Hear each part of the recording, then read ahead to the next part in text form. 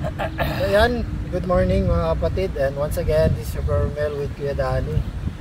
Isang magandang umaga po sa inyo lahat, at lalo na po sa manunod ni Padre Romel de la Cruz, lalo na po sa mga anak ko na nag-share.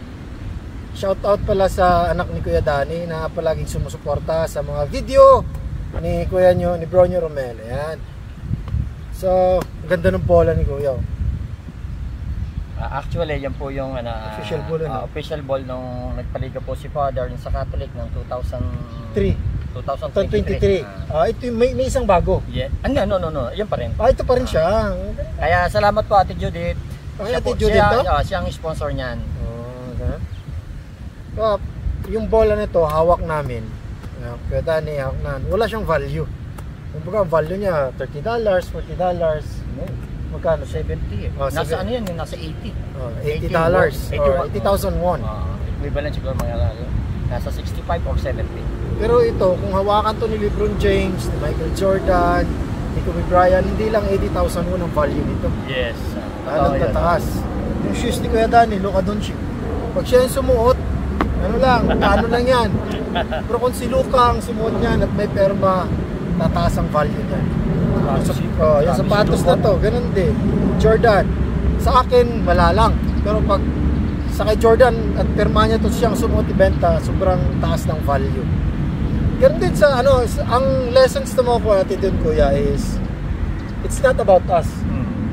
Okay, it's about kung sino yung humahawak sa atin. Kumbaga siya popular. Halimbawa, tayo pag ginawakan tayo ng Panginoon, iba na yung value natin. Amen. It's not about us, it's about God, no? Kaya minsan tayo kasi yung sarili natin, binababa natin yung value dahil minsan sa status natin, hindi natin naiisip na ang Panginoon na siyang may hawak sa atin. Na napakataas ng value. Biro mo yung kaluluwa natin, ang kapalit nun si Jesus Christ, kamatayan ng Jesus, ng isang Diyos, di ba? Yung nga yung sinasabi na tinubos yung ating kasalanan.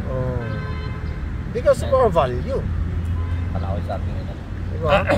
Kaya din ganun ang napag-isip-isip natin sa mga, minsan may mga tao dyan na di-depress, parang wala na akong value, nawawala ng pag-asa, wala na ng pag-asa, ano ba yung buhay ko? Kung magkalala kasi sabi nga sa Bible, we're just a clay. Si Jesus ang Panginoong Ama yung potter, no? Na siyang nakasalalay sa kamay ng potter kung paano pagandahin yung walang kwentang putik, diba? Yung clay nga. So, ang gagawin niyan dyan is you have to trust and believe the Lord, your God. Praise God. Kasi naman talaga kasi pangailangan natin wag talaga tayo bibitaw. Yung katulad ng iba, nawawalan na ng pag-asa. No. Wag lang ho tayong mawalan ng pag-asa. Tayo manalig po sa Panginoon. Sa totoo lang talaga, napakarami na pong blessing ang nangyayari sa akin. Sa totoo lang. Kaya ako po'y nagpapasalamat sa Panginoon at talagang habang po tayo nabubuhay, huwag po tayo mawawalan ng pag-asa sa ating Panginoon. Talagang kailangan po lagi po tayong naandyan. Katulad ng pag minsan po tayo ay sinasabi natin nasa dangerous po tayo.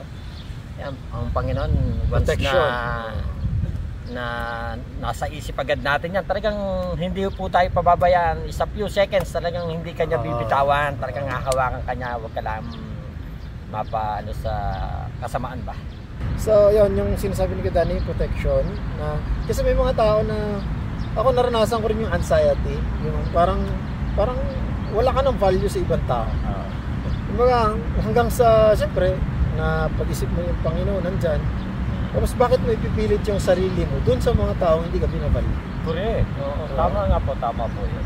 Ipilit mo yung sarili mo dun sa Panginoon na siyang nag-value sa'yo ng todo. Grabe ang pagmamahal ng Panginoon sa atin. Doon mo mararanasan ang tunay na galang sa puso mo once you have a relationship with God through Jesus Christ our Lord. For 18 years, Kuya, paano mo naramdaman ang pagmamahal ng Panginoon sa'yo? Ito, for example na lang, yung katulad ng sinasabi nga ni Parang Ramel. May mga karanasan ka ba na naramdaman mo yung tulong at yakap ng Panginoon? Yes, it's true. Yung nga yung sinasabi kong 2017, na noon ako'y nagmumotor, naka-helmet naman ako. Tapos pinara ako ng pulis, talagang isasakyan ako sa sasakyan noon, talagang it's a few seconds. Mahuli ka na, Pilipina. Talagang pinakawalan ako ng pulis noon. Sabi niya, civic ka. Chinchon? Tsushime. Sabi ko, talagang Nung ako umuwi, ako bibili ng karne, sorry. Ako bibili ng karne, talagang hindi na ako bumili at nung ako pinakawalan ay umuwi na po ako. Nung ikinukwento ko nung kay August at kay Joel, namumutla pa po ako sa totoo lang at napakalaking pasalamat talaga pre. Ay, ginawa mo nun? Ano, bilang pagbalik pasalamat, ano yung ginawa mo sa Panginoon? Kasal ka?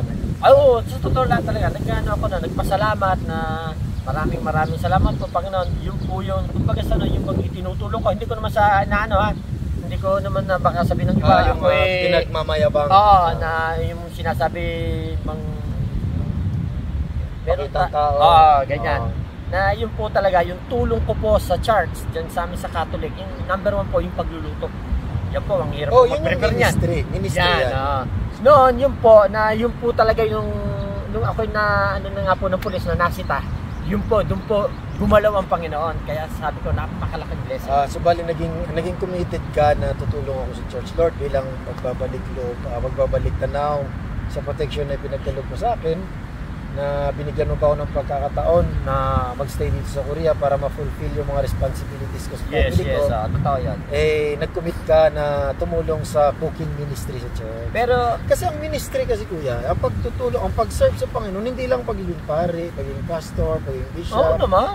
Mayroong pagtulong sa church na taga-walis, taga-ayos ka ng upuan, taga-hugas ng pinggan, taga-luto. Yan yung mga ministry. Kahit tayo hindi pa masyadong normal na tao lang po tayo. Pwede po tayong tumulong sa church. Ngayon po, actually, kahit noong pamanho, nagluluto na po ako sa church. Tapos neto, halos naging matatag na pag talagang sinabi, ginagawa ko po ng paraan yan. Yun nga, pag minsan sabi ng iba, bakit itulaan yung budget, bakit ang dami kong niluto? Ayun, nandun. Siyempre, bukod sa kalooban ko. Nandun yung puso. Nandun yung bukod sa kalooban ko na dagdagan ko yung kanilang budget. Alam ko, kulang, dinadagdagan ko po talaga. Kaya nagtataka sila, bakit ang dami? Siyempre, pag minsan po, alam ko, maraming sisimba.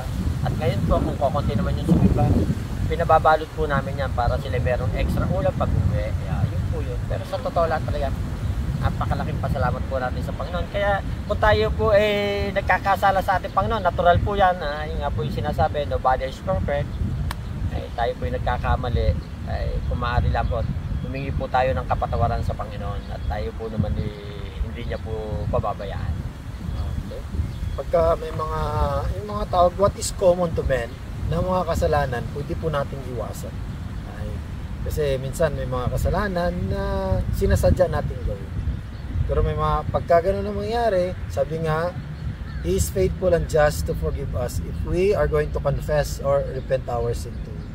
Yan sabi ng Panginoon. So ayan, maraming salamat sa pakikinig. May babatiin ka pa kuya? Shoutout po sa aking pamilya dyan, lalo na po sa aking mga anak, sa aking asawa. Kamusta yung naoperahan? Okay na?